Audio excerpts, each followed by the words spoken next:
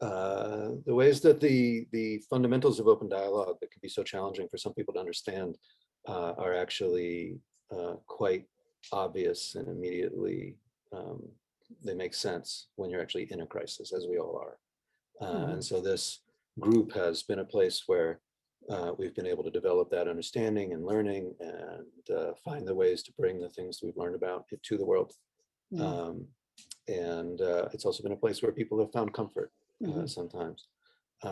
People, especially people who have been interested in what open dialogue is, have been gaining some experience of what it's like to be in a place, in a space that's created for that purpose.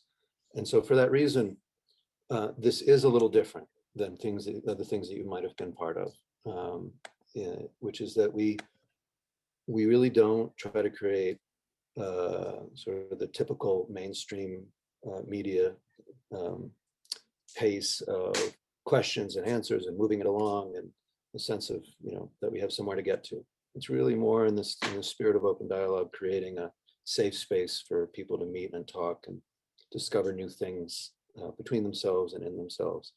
And so Louisa and I really step back. We're very interested in what everybody has to say. And as little as possible, we may come in and offer a reflection or maybe a question. But really, this is about the dialogue that arises in the space that we've created, that we've all created here. I'm sorry? I was just thinking that there may be pauses while people pay attention to their inner polyphony, their inner dialogue. Yeah, so to understand that the pauses are for people to really make sure that they have said what they want to say, and that they've heard what the other people have said before they respond. And during that time, the chat room is very alive, we have found. What's happening in the chat room is at least as important as anything that's happening on the screen and between the panelists. The connections that have been formed, the understanding that's been found, the networks that have developed out of the chat room are possibly the greatest outcome of this project. That's all I have to say. Oh, I'd like to invite Rafaela to speak about your project and your involvement and what you'll be doing here today. Thank you, Carmita Luisa. Thank you very much. I'm Raffaella Pocobello.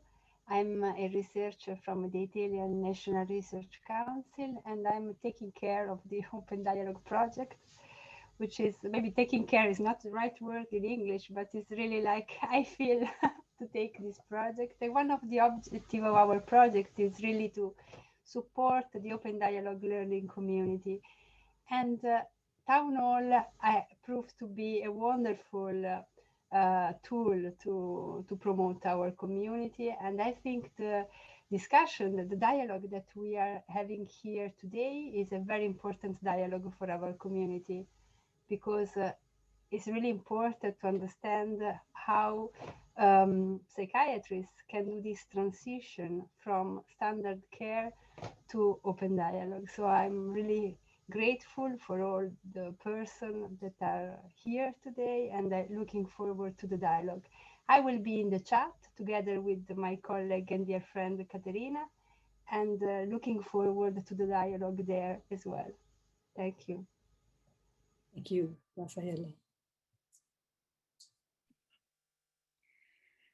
And I'll introduce myself. I'm Shauna O'Callaghan. I represent the Open Excellence, the Foundation for Excellence in Mental Health Care. And we are supporters of the Hope and Dialogue Project and also of Mad in America. And I really couldn't be more proud of the work that Karma and Luisa and Raffaella and everybody else who has been involved in this has done, because a community truly does seem to have been growing. And I think it's just what we need in these times, that this connection, a learning experience, and moving forward the research to help understand what are ways that people can relate to each other and make our lives better, maybe not in the traditional ways that psychiatry has formed, but maybe informed by psychiatry. So today is a really exciting day. I'm really very interested to hear from this panel, and I'm grateful for the inspiration that brought it, and for all of you who are going to, to continue the idea. So thank you so much. Karen? Hi, I'm Karin. I work for Matin America, managing their social media and other things. I'm going to be available for any technical questions. Just a little bit about myself. I'm a psychiatric survivor, an artist, and an author. And I'm very happy to be here. And you can just direct any technical issues to me in the chat. Thank you. Thank you. Would you introduce the reflecting team? Yes. Katerina, maybe. Katerina. Yes. Katerina, would you like to introduce yourself? Katerina will be with Rafaela, but won't be on the screen. Yeah, hello everyone. I'm Katarina Sadig. I'm from Germany, and I'm with Rafaela and Oriana in a project to find out more about how psychiatrists can transition to open dialogue ways. And so I'm very happy to participate here, and I will be in the chat room with Rafaela too. Yeah. Hello everyone. And would the reflecting team like to introduce yourselves?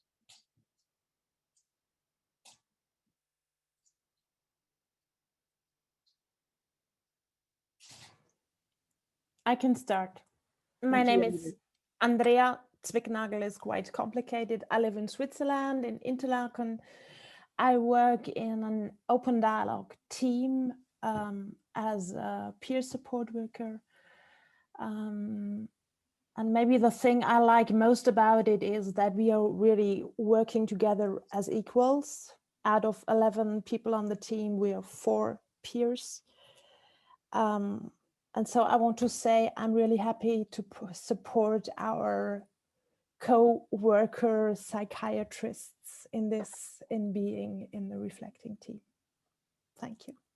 Thank you.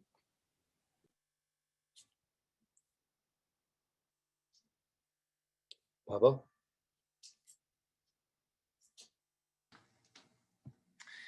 Hi, my name is Pavel. I'm from Czech Republic, Brno. And I was with Luisa and Kermit in a training in Finland in open dialogue. And now we are trying to promote open dialogue in Czech Republic. We've been doing that for many years already with a group called Narrative here. And, we had a recent success here that we managed to get the accreditation from the Ministry of Health of Czech Republic for the long-term psychotherapy training in open dialogue. So we are preparing this, and I'm also working as a psychologist and social worker with families, mostly with drugs and addiction problems. I'm trying to introduce open dialogue also to this field. Looking forward to this meeting. Thank you, Pavel. Louise, would you like to say a word about what the reflecting team will do? Let's Sirka, do you want to go first next? No. Okay, hello. Hello. My name is Sirka Mulis. I'm living in Bern in Switzerland. I think I'm an activist for open dialogue. The reasons are very private. I've been living with psychosis in my family since more than 10 years. One of our sons went into a psychosis, as he says, because of big problems he could not resolve otherwise. When he went into the psychosis, everything in our family became different. There was so much to talk about, and my son was talking very much. And for me, it was very clear that what he was talking about was very meaningful. It was very important, but it was hard for me to realize that in the treatment he was not being listened to, nor was his twin brother, nor me or the father. And that's why it was really healing for me when I met by chance Open Dialogue. It was late for us, but still helpful. The start of the crisis was laid by or covered by other trauma. And I think now, thanks to Open Dialogue, we can remove layer after layer. And maybe it helps my son to find his way back into life. That's what he wants. And I wish it for him. And for me, it's a big help to live with the situation and to realize what was my part of the jungle of problems we live with. So and I'm very happy to be here, because the change of the system is a big theme for me too. Layer by layer. Thank you, Sirka. Pavel and Andrea and Sirka are going to be the reflecting team, and Tom Anderson brought that. We have included the reflecting team as a way of demonstrating also embodying the integration of the reflecting team into the network. The network here are our panelists, and we are part of that. So the panelists will be introducing themselves, how they came to be here, and then we'll have a reflection time and Sirka and Pavel will leave the screen before that begins, and then we'll invite them back. They'll speak with each other, and the panelists will also vanish from the screen, and then we'll come back to the panelists again, and they will respond to the reflections. And then we'll have another reflection. If it, we'll see how it evolves, but that's sort of a rhythm that we might have depending on how it goes. And then the reflecting team will come on a second time, possibly. And then we will come again to the panel and with our last thoughts. It may be that Rafaela and Katarina have a question or two that they want to bring from the chat room. And so then we'll bring that in, hopefully at a good time for the rhythm. Any questions from anybody on the screen? I wish we could see you all. We have about 300 people attending and about that many who registered, probably be watching later. We're so grateful for this gathering and wish that we were all in a great big circle around a fire. Maybe someday we'll get to do that. So we can imagine that we are. Yeah, we can imagine we are. We can be touching heart to heart. Let's invite the panel to introduce themselves. We are going in the chat if this is okay. So I wish you all a great discussion. Yeah, thank you. So Karen, you could help. Yeah, great. Just to avoid confusion, I'll invite each member of the panel to introduce themselves in the order that you happen to appear on my screen. So I'll start with Sandra.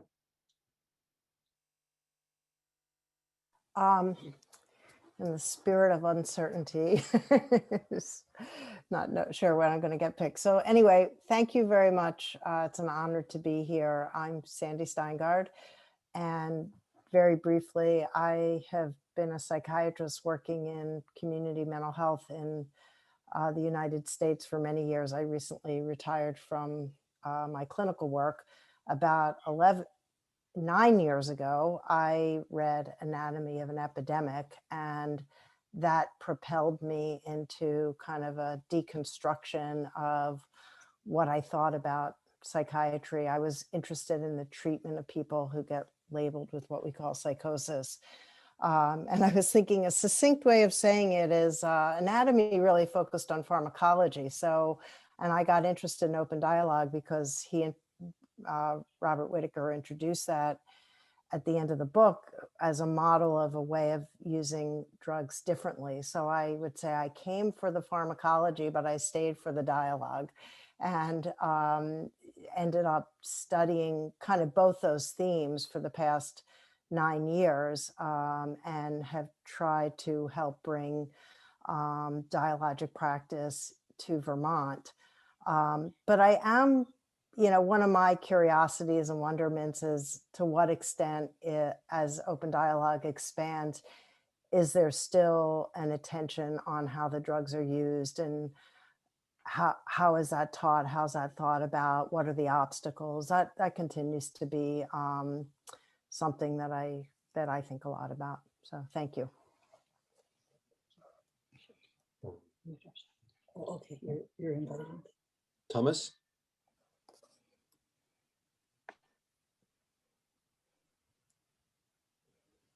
Yeah, good evening, everyone. My name is Thomas Seid. I live in Cheltenham in the United Kingdom, and I work here in the Swiss Alps in Interlaken. Now, of course, with the pandemic and the travel restrictions, I do more work than I would like to do and a little bit less living than I would like to do. But I was very interested in the topic tonight. Being a doctor, it's always felt a bit difficult to really find a role that's a good match for me, how I envisioned what being a doctor could be. And we've always been looking here in the Swiss Alps at how can we improve our services? What is it that the communities here in the mountains really would or could benefit from? And we were extremely happy when we found Open Dialogue, because the value system of Open Dialogue seemed like a really good step, a big step, but a really important step for us to take. And it has been extremely inspirational. And the biggest worry, though, has been, how do doctors adapt to this different model of working? And interestingly, we were just reviewed by the Board of Switzerland about our training, and they were extremely critical about what it meant to be a doctor in an open dialogue system. And they interviewed all our young doctors. And at the end of the day, they came back to us and they said, we tried so hard. We asked your young doctors many, many times, aren't you unhappy with this system? Doesn't it water down the physician's role? And the young doctors were extremely happy with working with open dialogue. For them, it felt very natural. And so it really is a good step in a direction for a new identity for physicians. So I'll be very curious to discuss more and hear more voices about this topic.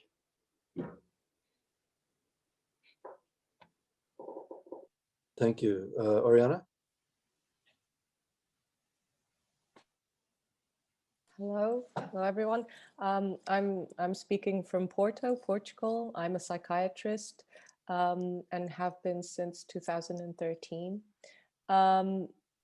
Being a resident in psychiatry, I try to talk to people, other psychiatrists and fellow residents about how it felt, working as a psychiatrist, and how certain demands would come up. Like I often felt that people would come to the appointments wanting medication a lot, and many times wondering if the medication could stop them from feeling certain things that that felt like a threat to their day-to-day life and lives, and this kind of grew on me. And in 2013 I went to Madrid and I met another psychiatrist, a very interesting psychiatrist called Mariano Hernandez. And he was the first person to talk to me about open dialogue in Finland. And he had a very interesting group that I had never encountered up until then, of people with the diagnosis of schizophrenia that would meet every week in a big group and would talk about whatever they they felt they wanted to talk about. And this was the first time that I saw people that experienced psychosis and spoke so openly about how they felt, their life experiences. I hadn't seen this, and I had been a resident, a psychiatry resident for about 4 years, and I had never seen something like this happening. And so I started to read some things about open dialogue, and it was only in 2018 when I started to attend the training in London. So I've just started training since then, that I met Rafael and Katarina, and we had many conversations amongst ourselves and with other colleagues. And this training in London happens to have lots of psychiatrists. I think we're 8 altogether. And we started to come up with lots of questions about the difficulties that the role of the psychiatrist can have within the dialogical approach, and how psychiatrists can play an essential role in rethinking services and changing treatment policies.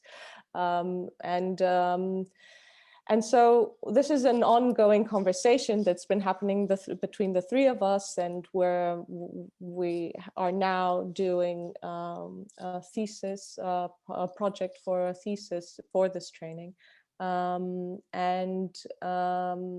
we're trying to explore all these issues that concern psychiatrists trying to transition from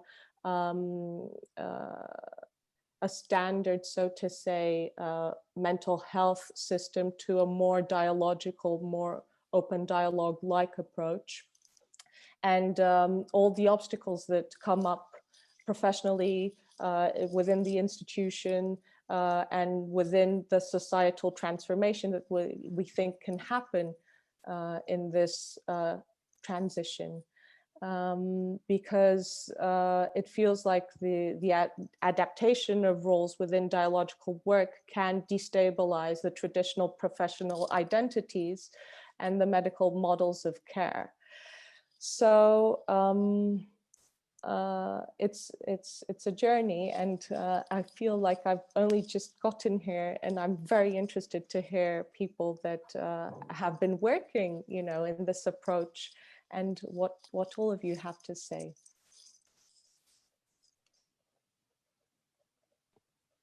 Thank you. Pepe. Hello, everybody. Good evening from Italy, from Modena. I'm a psychiatrist, and I now in a more managing position after more than 30 years more involved in clinical work. I have obviously a very long history as a the public mental health system in Italy. And as you know, I started my career in the same years, soon after the psychiatric reform in 1978 in Italy. I started my clinical work in the 80s, and I made the decision to be a psychiatrist after participating in the process of psychiatric reform. So this is my background, and I spent many time in trainings in psychotherapy for psychosis, following the Gaetano Benedetti's and other people who devoted his theoretical work on psychotherapy of psychosis. And so I always used drugs under these within this frame to be oriented to a psychotherapy in a psychotherapeutic direction. And obviously, it was quite, I'm quite grateful to Bob Whitaker for introducing me as Sandra Steingard to Open Dialogue. I published in his book, Anatomy of an Epidemic, into Italian a few years ago. And so I started, I participated in the promotion of the Open Dialogue training in Italy. And I'm very happy to be here on behalf of more or less 100 people who trained in Italy. I had the opportunity to train in the 3 years training in London. And so I feel that it was a very important training for me, because it was quite easy for me as a psychiatrist to downgrade during the training. And for this reason, I feel that this is the crucial point for psychiatrists, to downgrade to facilitators in the Open Dialogue meetings, and it's not so easy. And so I can stop here, and I'll be part of the panel discussion, and I'm very happy to be here with you and with many friends.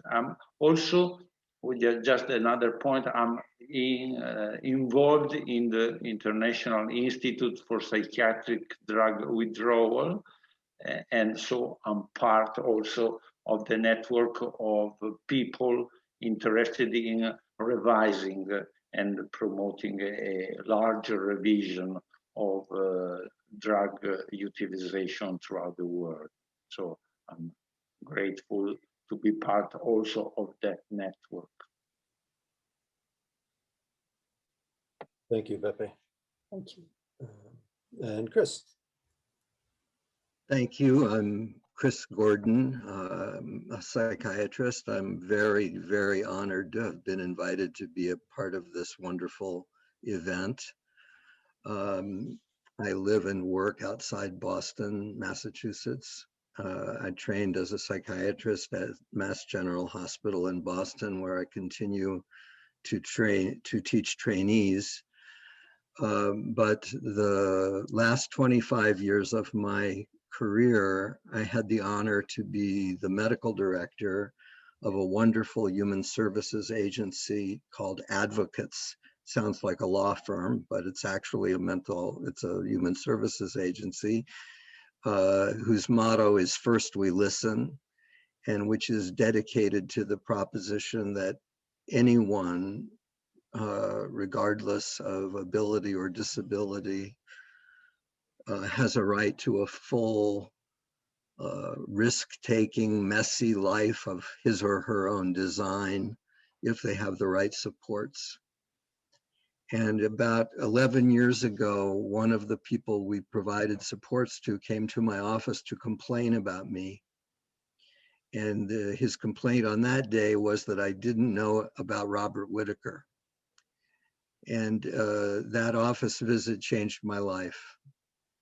As a result of the visit from this person, I read Bob's first book, Mad in America, which I found eye-opening and deeply disturbing, and wanted to invite him to come to Advocates to meet our peer team, because I thought it was a hopeful thing.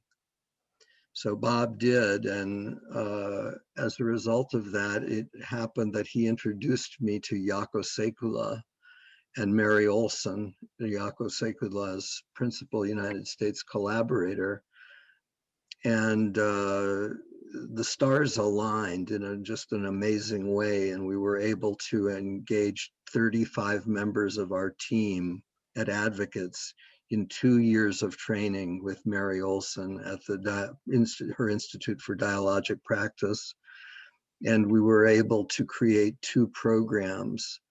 One, which we called the Collaborative Pathway, which attempted to recreate the Tornio teams of mobile crisis providers meeting with people in their homes. And we offered that program to people who were either experiencing or had recently experienced psychosis. And we opened a separate program for people who were already quite enmeshed in the mental health system, who were receiving residential services from advocates. And that included the person who had come to my office to complain about me, who has now been doing open dialogue meetings for 9 years at Advocates, who has become both my mentor and my friend, whose name is Glenn Malloy, and whose experience is profoundly instructive. Glenn has experiences that cause him to be filled with the Spirit of God, which to a psychiatrist looks like mania, alternating with periods of what looks to a psychiatrist like catatonic depression, requiring hospitalization. But to Glenn, these are periods that he describes as sabbaticals. So 9 years of open dialogue has not substantially changed the frequency of the hospitalizations. But Glenn would say that open dialogue is by far the best treatment he has ever received. And he feels that his voice is more heard and more respected and more honored than previously. My experience in the collaborative pathway was that it has been the best work I've ever done. It is absolutely the model of care I would want for myself or anyone that I loved. And I just want to say one more word quickly. While I would never compare my own experience to those of psychiatric survivors, in that I have never been hospitalized, I've never been committed, I've never been forcibly medicated, I would like to share that I've had to struggle pretty much my whole life with serious issues of depression and anxiety that have a lot to do with trauma in my family that goes back a couple of generations. And I have benefited tremendously, both from psychotherapy and from psychiatric medications. And I see my role as a doctor and as a psychiatrist as doing whatever I can to kind of pay this forward, to offer others the help that I've been privileged enough to receive, and to promote the practice of dialogue. Again, honored to be here and look forward to the conversation. Thank you all. Thank you, Chris. Well, we all come here having directly experienced firsthand both the challenges and the rewards of being a psychiatrist in open dialogue. So I wonder how we can help each other explore that further.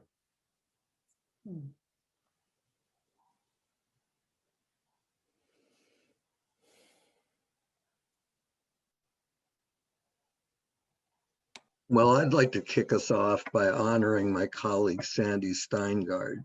I feel like one of Sandy's ideas captures something that I think is incredibly important. And the idea is, Sandy, I think she coined the term slow psychiatry. And one of the marvelous things about open dialogue is that it's slow, and it's spacious. There's enough time to really listen to people, enough time to get to know each other. and to suspend decision-making, if at all possible, while the relationships deepen. And I think that that is an extraordinarily important component of what makes the open dialogue so marvelous. Thank you, Chris. I'll return the favor because I think you've talked a lot about radical humility, and I think there's so much that came up in the introductions, but I think it was Oriana talked about the role of the psychiatrist in the room, or Thomas may have talked about it, and how you share the space with other people. And I think psychiatry, I think the most honest form of psychiatry is to be radically humble, because there's so much we don't know. And so for me, at least, sharing that space was a relief.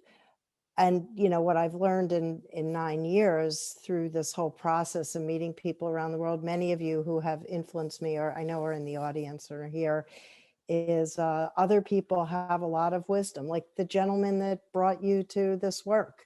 And so being able to have a space where you bring in, and truly, not in some pandering way, but in some deep, meaningful way, bringing in that other wisdom, I think, I don't know, it fits with where I landed with psychiatry. But thanks for the shout out, Chris.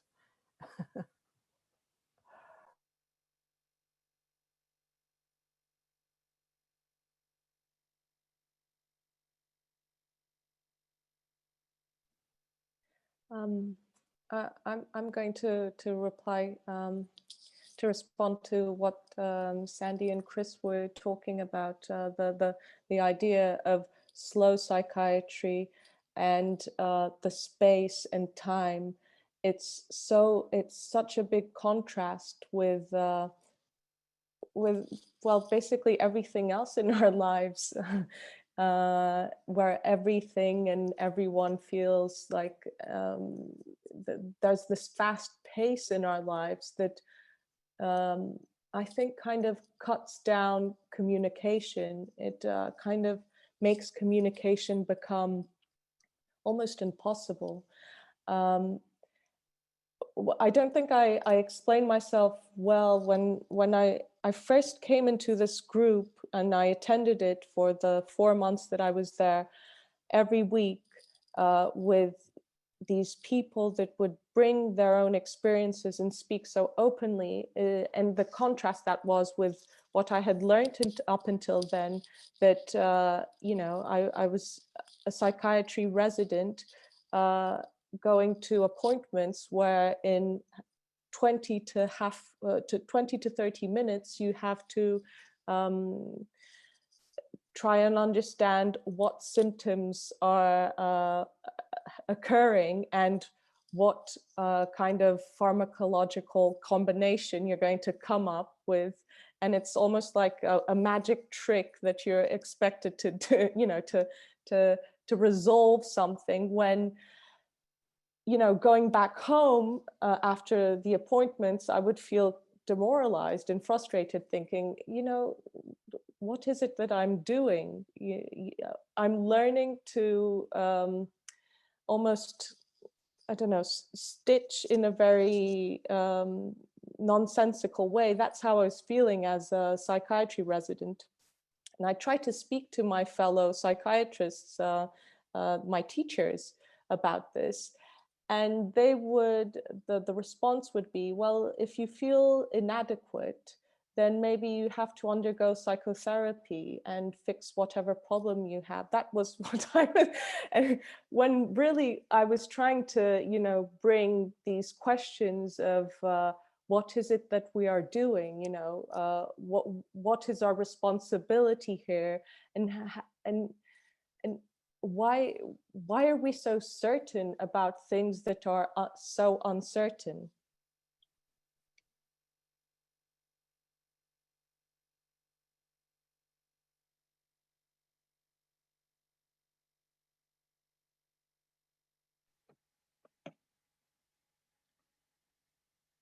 Well, for me, the main thing is about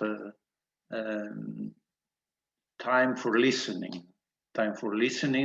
and I am trying to go back to my previous times in my psychiatric world, and I started reading recovery stories more or less 20 years ago, and after starting reading, I didn't stop to read recovery stories and all stories written by survivors. And so I can say to myself that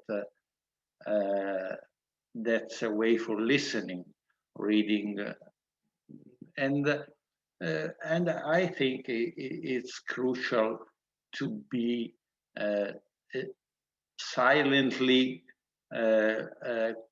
curious to learn from those in the room, and this is what a psychiatrist usually is asked to avoid.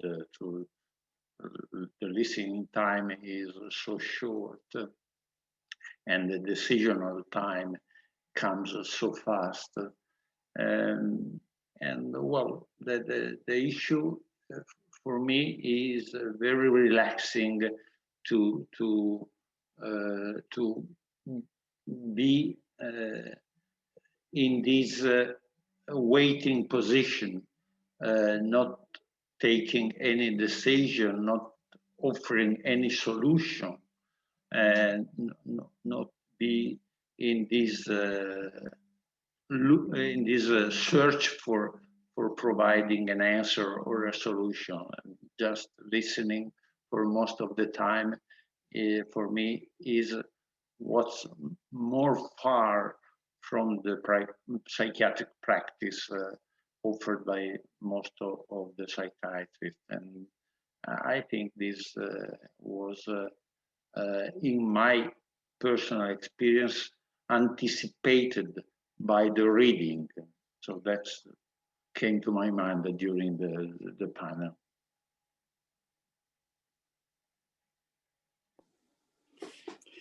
I had a big smile in the first minute when I heard the term, he's a slow psychiatrist or she's a slow psychiatrist.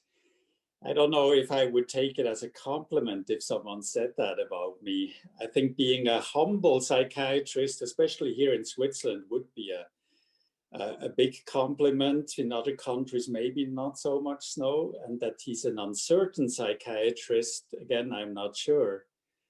But then again, if I look at, what helps people healing in a crisis, of course, it is all these terms, it is to slow things down at a time of crisis and kind of, take time to really look at what's contributing to the crisis. How can we all get out of this?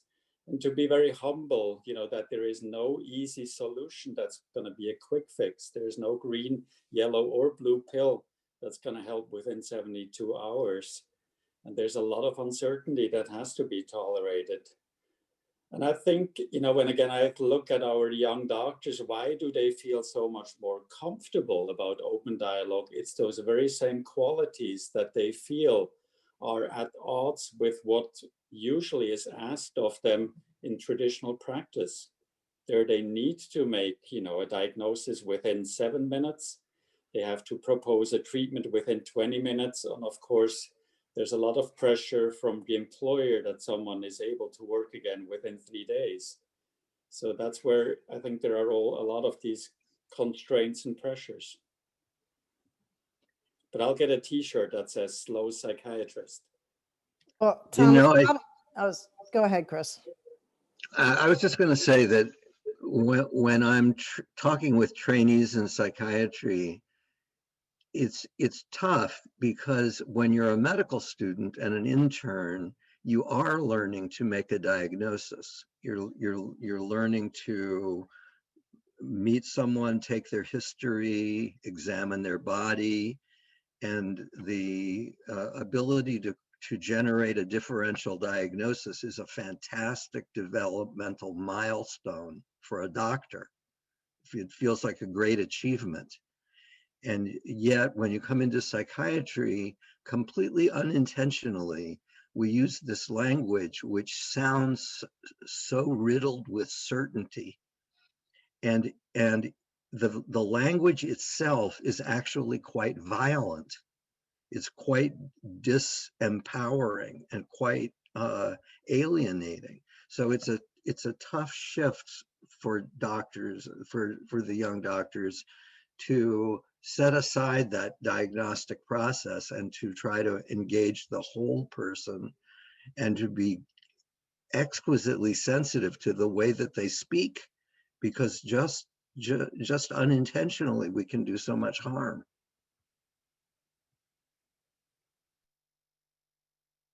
I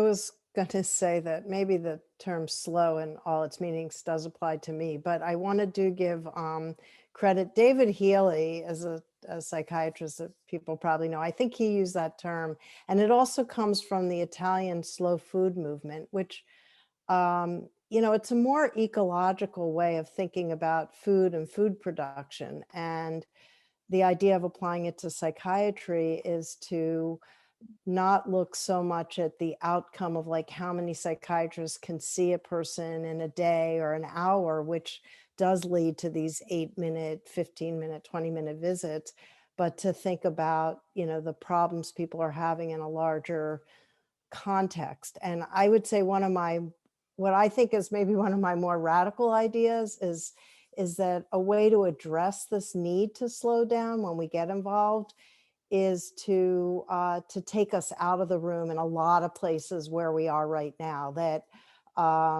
you know, psychiatry has broadened its purview so much, which I think has been driven by pharma and the pharmaceutical companies and disease creation and all this kind of stuff. You know, people who've read stuff by Robert Whitaker know what I'm talking about. And to just, you know, narrow our purview. But when we get involved, I think the questions are pretty complicated. And a lot of the work that I do in these slower spaces is to kind of talk about these societal expectations that have now become part of the landscape in which we live, about how to think about these problems, what drugs do and don't do, and all that kind of thing.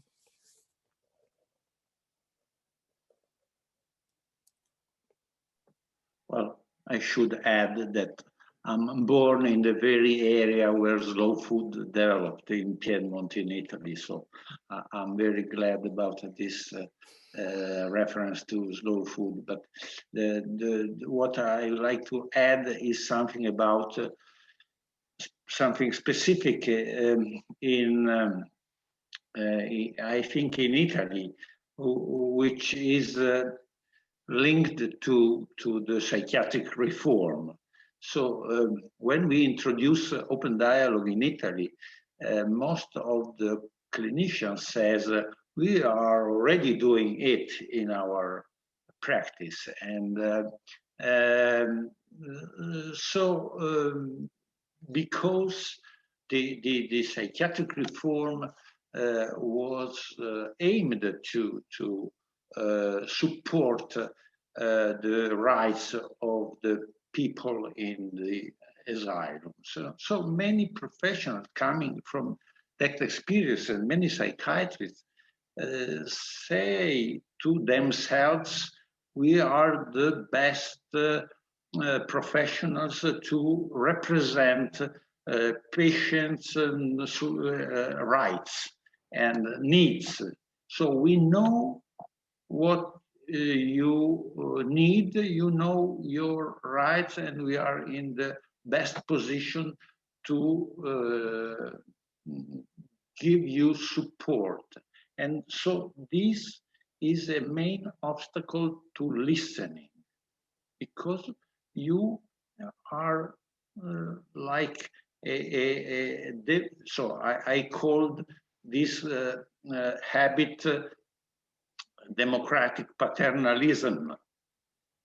So something that you feel yourself to be, and in the good position to take to make decision for the people you take care. And so I am mentioning this democratic paternalism because drug utilization is within this frame. We know that you need my drug, and I'm offering you within this frame. So I know what you need, and you need drugs. And so for this reason, I don't tolerate your different view about drugs. This, I think, is something that I consider very frequent in the Italian context. And I feel this is a main source of discomfort for all people, all professionals involved in open dialogue in Italy.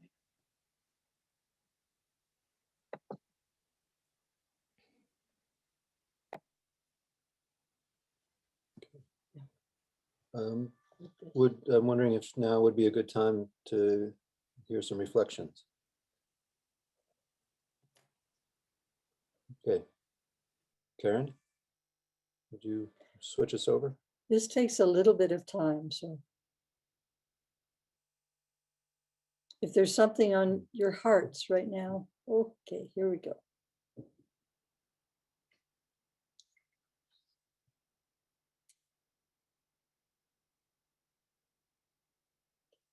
Can you take this? Sure. Guess she's-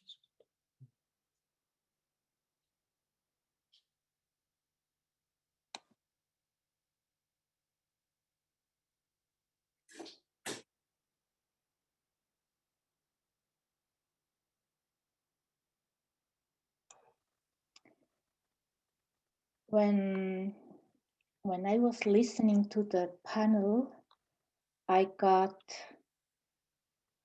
very moved and nervous because many things that we heard is lived experience of my family, of my son and me too. And many times I was in despair because of this struggle with roles. And now I wonder, and we didn't have the chance to meet psychiatrists like you or here in the panel.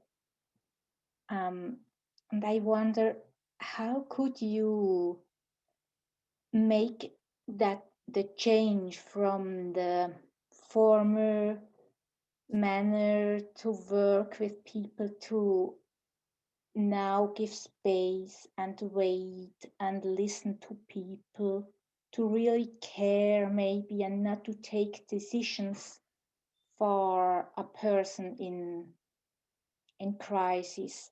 What was it in you that helped you to make the change?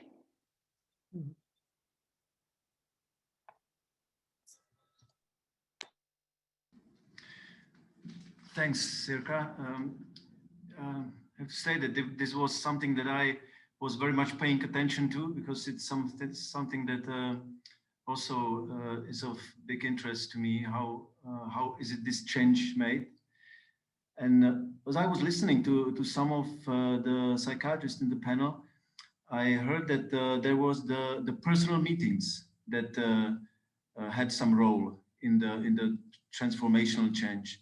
And some of them even said that it was a transformation, that something like changed their life, meeting with some person, be it open dialogue practitioner or someone with lived experience. And I was very struck by Oriana when she said that she met the people with the lived experience with psychosis. the group of people, and she heard for the first time in her career to speak someone openly about their lived experience with psychosis, and she said that it changed her life. So it was quite meaningful for me, because we are often trying to bring people with lived experience to professional conferences, professional meetings, but this was quite the opposite. That people like the professional was attending some meeting of people with lived experience, and it was the transformation. So it's yeah, and there was other personal meetings that was meaningful in making the change. And I think it's maybe it's also similar to the transformation from fast food to slow food. It's not something that you would see advertisement for slow food, but you talk to someone that inspires you with slow food. So then you start maybe practicing it more. It's interesting.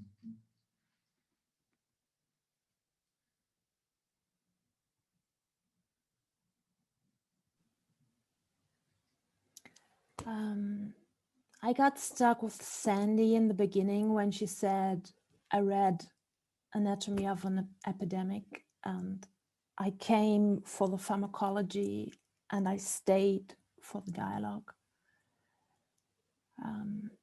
Because I recently thought maybe I'm fed up with all the work on withdrawal.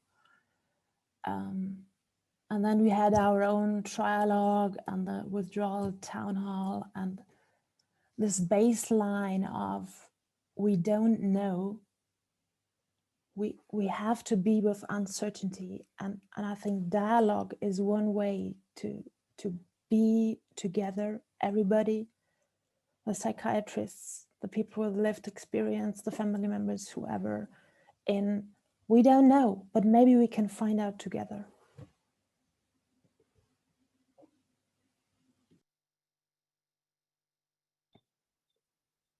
Thank you. Can we go back? That'd be okay.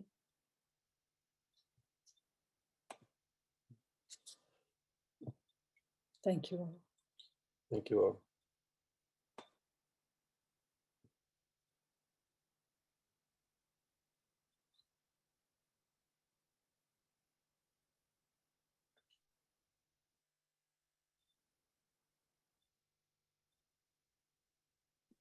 Well, I can respond. I was listening to all the three, Serka, Pavel, and Andrea, and I was stuck with this question that Sirka posed, that what is it in you that that brought about the transformation? You know, this is something that has been going on in my family of origin part of the training, that I've come to realize that I come from a family where things have always been spoken about. So we've always, my parents always said, this is your test tube for life outside. So we have to talk about things. And often it was that outside, this doesn't happen. So the contrast for me with, you know, being used to questioning things and, you know, talking a lot about what I'm thinking or feeling within my family brought about the contrast with what I see happening, and many situations in which, you know, professionally and personally, this didn't happen. So I've always been very curious, and I've always put myself in situations where I further question, and I put myself, you know, that's why I went to the lived experience group. That's what has always, I think, led me to become a psychiatrist, to, you know, to be the person I am now. It's constantly questioning, because the sense of uncertainty is always there, but it's something that maybe I've always been kind of educated to deal with the tolerating that even though you feel something or your question may put you to look at a certain perspective, there are so many other perspectives that you have to bring into whatever, you know, ideas or thoughts are going to push you into action. That's something that came up in my mind as I was listening.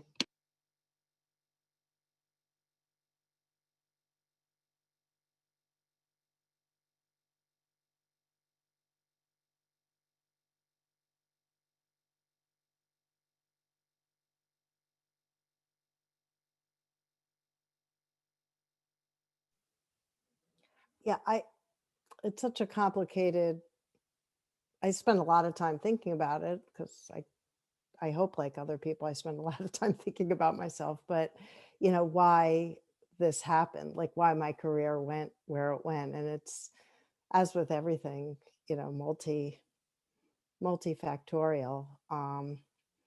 But you know, I've come to accept, I think I'm just kind of an angry person. And I was very, very angry at the corporate influences on psychiatry that I saw really explode in the 90s.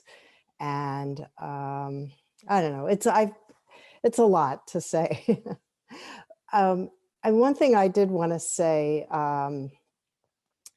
about this conversation, and in the spirit of dialogue, sometimes you bring in the other voices. And first of all, I'm mindful that there are people who are listening who have had an enormous amount of influence on me, and their voices are here. And I'm going to name two psychiatrists in particular who have had an enormous influence on me. I feel so lucky to have known them. And one is Brigitte Alacare, who was, as people know, the head psychiatrist in Tornio. And I just think she's so important in the story, in both the work she did and the thought that she had. And I know she's influenced me and many, many others, more importantly, but also Joanna Moncrief, who's not part of this community, but she's a British psychiatrist who writes about the pharmacology and how to think about these drugs. And for me, not just those voices, there's many others, but it's that tension, that kinds of conversations that I kind of want to just bring them in the room in that dialogic way of like what's influenced us to be where we are and be open to these ideas, if that makes sense.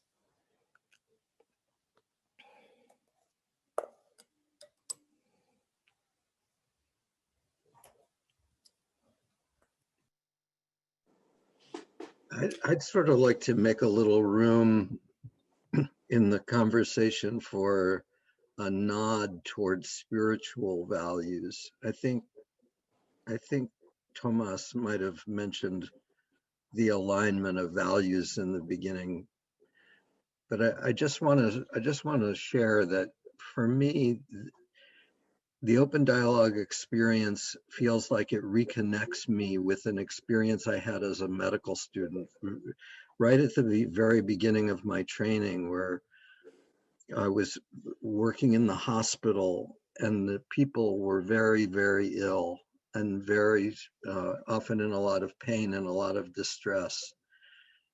And they were naked and had to reveal their body to me and to the nurses. And I had the very profound feeling that there was something deeply sacred about this relationship.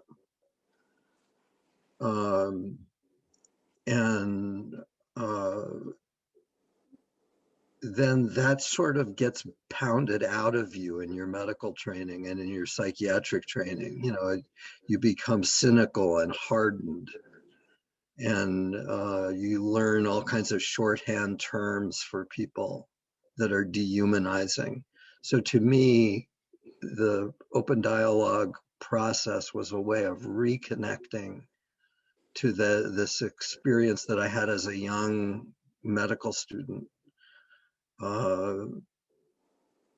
Being willing, and my admiration for the nurses, especially around me, being willing to handle bodily fluids and stay with people regardless of their pain, regardless of their distress. That kind of humanity was deeply important to me, and I feel like that's kind of the same spirit of tolerating uncertainty and the listening that Beppe is talking about so beautifully.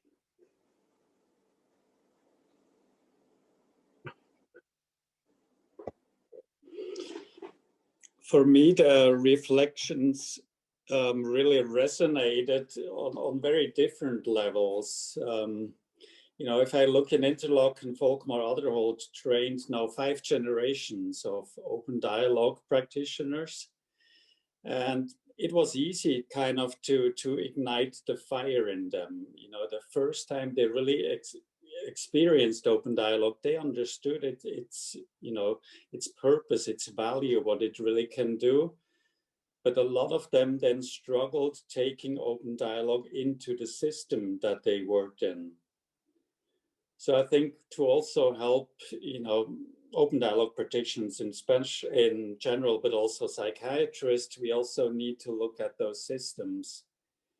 A lot of them said, you know, this really makes a lot of sense, but the step to the traditional system I work in is just too big. I can't make such a huge step and I fall in between.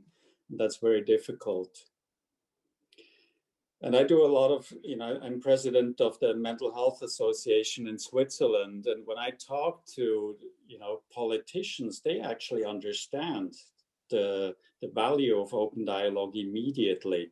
Even if I talk to CEOs of companies, they have a better understanding of what open dialogue can compared to when I talk to the medical directors of the psychiatric services all over Switzerland. And I'm still not sure I can ignite that very same fire in them. And I'm wondering if it will not take, you know, that really Swiss people just say that's really what we need for our mental health services. And they will put some pressure on the medical directors that they really actually look at that system. It's not an open dialogue idea because it's not dialogue. But I think sometimes you have to push someone out into the rain that they realize actually rain is what helps plants to grow. And it's not a terrible thing. Well, I have a question for you and the others here is, and one thing I did see in the chat, I mean, there's so many wonderful psychiatrists that have been important, but I will mention Volkmar Alderhold, who I know is another person who's influenced me, who has been at that at that interconnection between dialogic practice and thinking about the drugs. And he's been important to so many of us. But one of the tensions that I feel is going on in this field is that whether you need to implement sort of the full kind of package or whether you can do incremental changes. And I'm in favor of incremental changes, although I understand that could sort of water it down and maybe miss it. But I think that's a tension, and I think it applies to what we do. So, you know, any psychiatrist can be in a room and begin to have and say, who else is important to understanding this problem?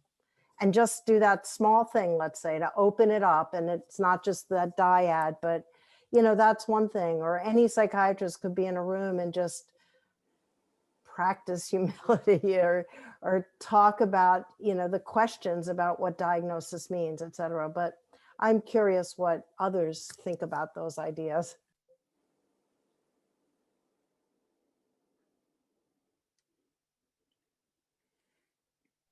You know, I would like to credit also the work of my colleague Joe Staclosa, and his former student and colleague Carla Rosen. I may be screwing up her first name, but they introduced open dialogue principles at McLean Hospital in Belmont. which is a very, very, very traditional hospital. But they managed to effect remarkable change simply by including the person at the center of concern in their rounds and not having discussions about the person without the person being present. That was such a paradigm shifter. It also had a tremendous impact on people's language, because when the person's in the room with you, you speak respectfully and thoughtfully, much more so than if you're speaking about a person as if they were an object. So I'm just trying to respond to Sandy that, I think sometimes small changes that promote dialogue can go a long way.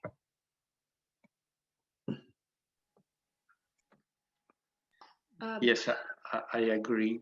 I agree with Chris about being always in this position of including all the network in the room, because this makes a radical change immediately. You cannot use the medical slang, you cannot avoid to be very respectful when you speak. And so I feel this is a relevant change, making it easy not to find separate time for the professional. This is crucial. Don't discuss about the issues in a separate room or in a separate time. This is crucial.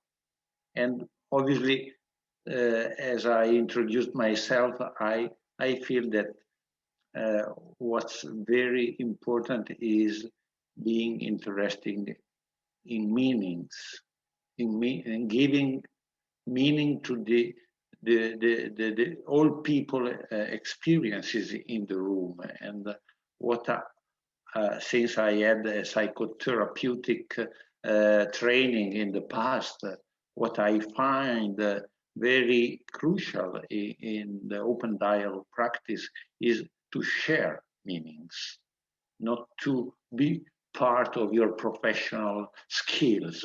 No, you are there and you are looking for meanings, and you are sharing with a different language what you understand and what you don't understand, because it is many times the main thing, what you don't understand. Oriana, did you want to say something? We want to invite the reflecting team again, but I saw you begin. Yeah, I was going to respond to Sandy and also to Chris about a feeling that we can bring about change with small increments of change. So I feel that if you bring open dialogue like a whole package, it could fall into what seems to be a certainty, and that brings about resistance. If you slowly show things like what Giuseppe was saying, the looking for the meanings and and the meeting with everyone present. Oftentimes when I try to include many people in my meetings and other colleagues that are a bit cynical about open dialogue, they tend to ask if we could have a pre-meeting. And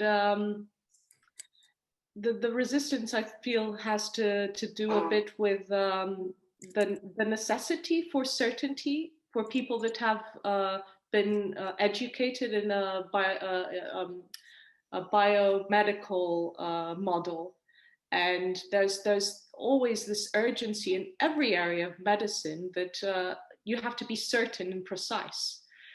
And we're trying to do with this approach something that is quite the opposite of that.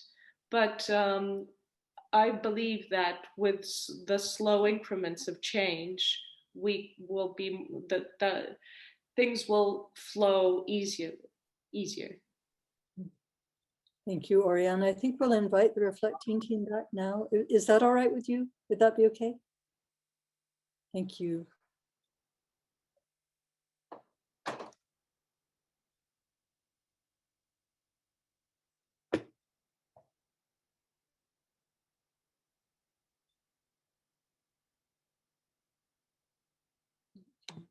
Shadows.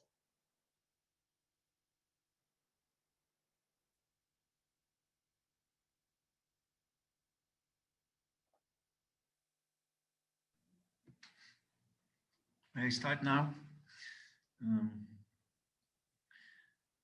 For me, it was interesting shift in the conversation in this second part.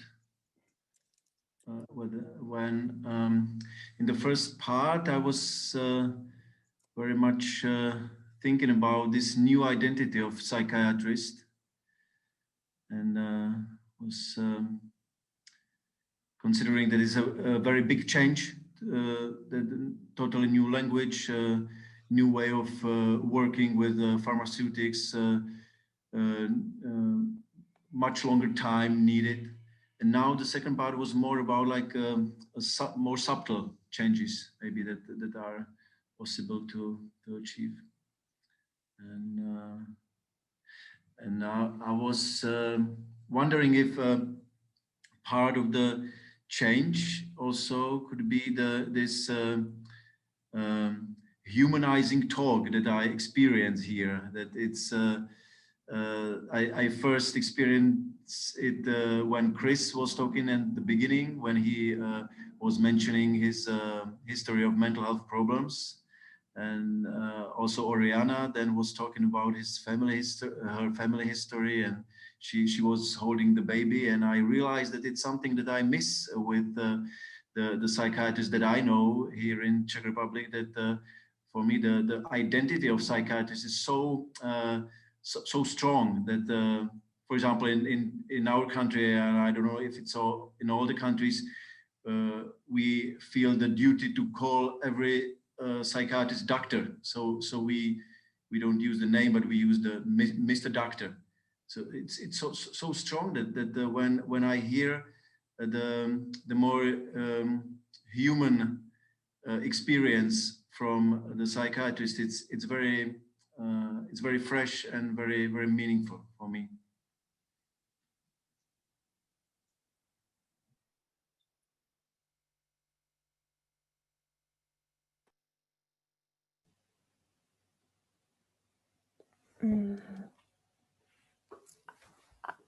I don't know. I don't know about my fellow survivors in the chat and listening, but I had some kind of experience that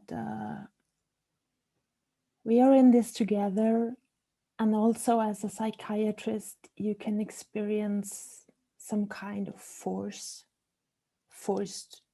treatment to be someone. And I still feel the story about Glenn in my heart that Chris shared in the beginning, and that he said his voice was heard, respected, and honored. And maybe that's something that I would wish for all those psychiatrists here and in general, that they, for themselves, but also by others, that their true voice is heard, respected, and honored. Yeah, maybe that's it.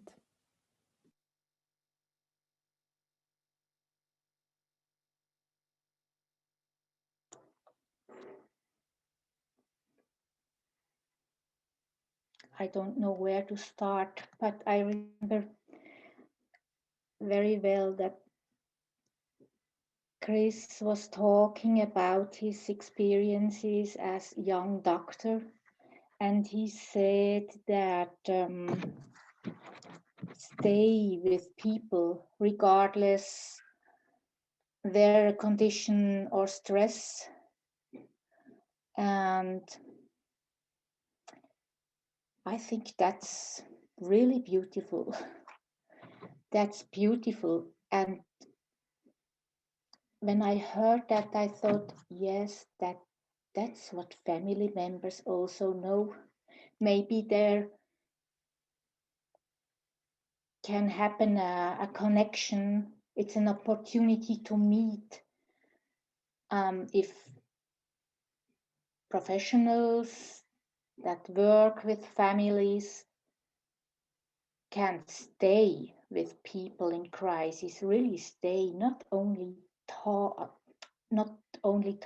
and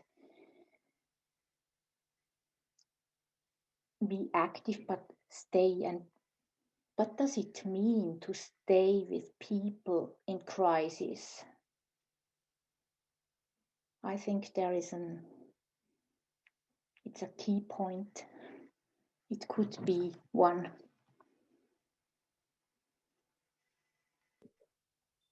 Would it be okay if we just go ahead. Go ahead. Just Circa, as you come back to this, I mean, what Chris said was it was a sacred moment, and I think that's very true.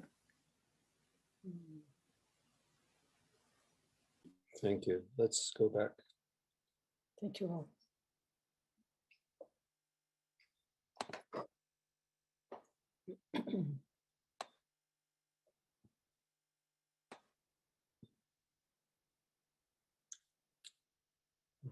If we want to keep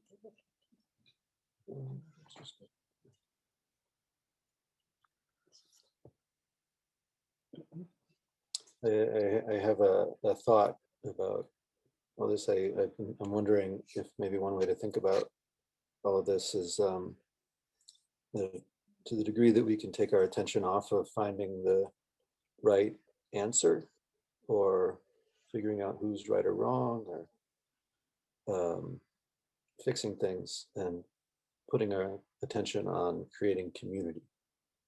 I feel that is often, I feel that that's something that's within what's being said, and I'd like to add that that is what we're doing here, and that is something that has been coming out of these meetings. And so I'd just like to say thank you to each of you for what you bring to that, and I wish I could give you the Jamie Raskin Public Service Award for your contributions. I'm deeply grateful. We have about 5 more minutes before we have to close, and so I wish we had another couple of days. But please share what's on your hearts now, if you feel to.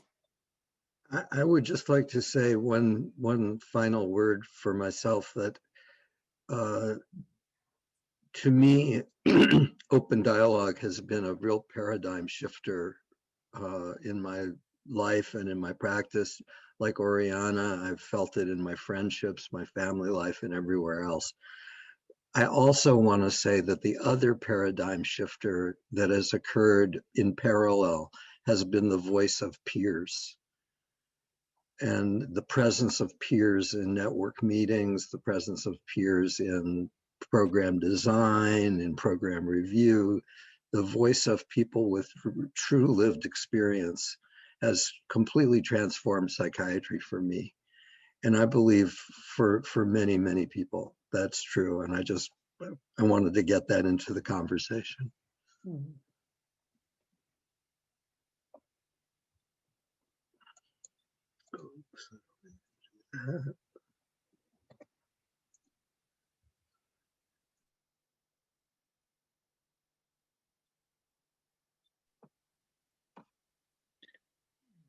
I would like just to add that during this dialogue, we didn't discuss enough about the presence of drugs in open dialogue meetings. And so I feel that in Italy, this is the main point, how to manage the presence of drugs in the open dialogue paths. Well, this sometimes is quite an elephant in the room. And I feel that we have to focus more on this issue because it's something which raises many secrets. Well, we have to devote as a community more attention to this issue. I mean, Beppe, thanks for bringing that up. I mean, one thing I was thinking about is as these conversations go, it's, you know, it's quite beautiful to get into talking about sacred moments and hearing the reflections from people on how meaningful that is. And I don't at all discount that, but I do worry that if we, is that enough? It's a lot. So it's hard and painful. And, but if we don't shift how we think about the drugs, you know, what does that mean? And that does concern me. And I just also, in the true network feeling, want to welcome our very youngest dialogic member and acknowledge his or her presence. I like the idea of the small steps also, as far as, you know, really the identity of what it means to be a psychiatrist is concerned. But it is also beautiful to see a thing that has evolved a lot more. You know, if I look at our open dialogue team, you know, there are so many different professionals there, but they mainly work as human beings. You know, they go into the meeting as a psychiatrist and as a peer, and they bring that knowledge to the meeting of the family or the network, but actually they mainly listen as human beings. And that is, I think, is a very new way of seeing things that can have a lot of things happen. And that is a very nice identity. And as far as the medication goes, when I look at our open dialogue teams, it's always surprising how actually it's rarely talked about. It is a small mosaic that can be used, but it's not the huge stone that's taking up 90% of the time.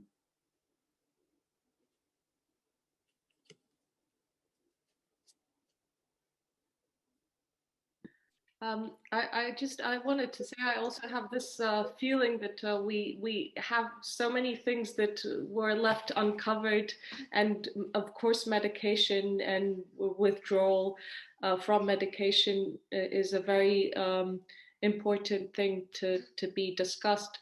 I wish we could have more meetings. I mean, this being with you and meeting most of you today, just it really filled me with this this energy. I can't describe it better right now, but that I feel that there's so much that has to be spoken within you know the psychiatrists, not just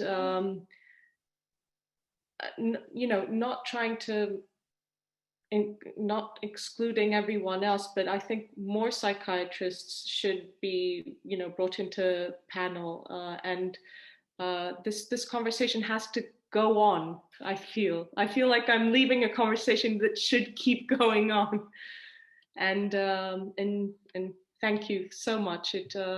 I'm so honored to be here today.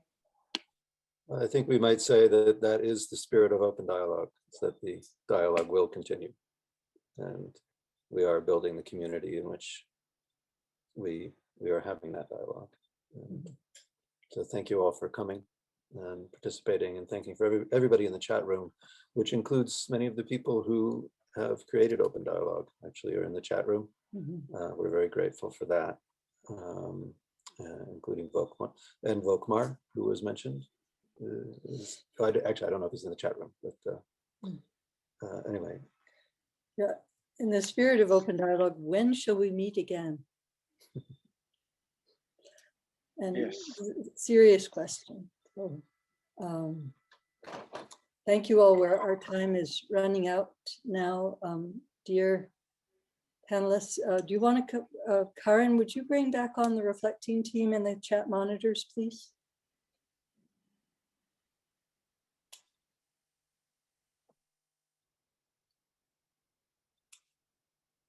Thank you.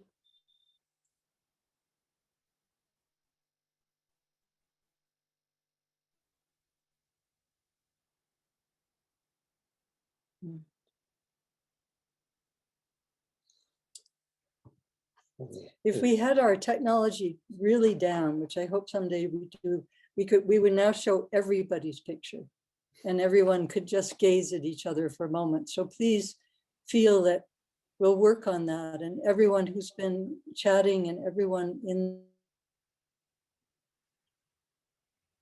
you and Louisa, could I make a quick request? If there's any way to save the chat so that we could read it later, because I saw so many fascinating things flashing by. I'd really love to be able to read the whole chat. Yeah, we can do that. Thank you.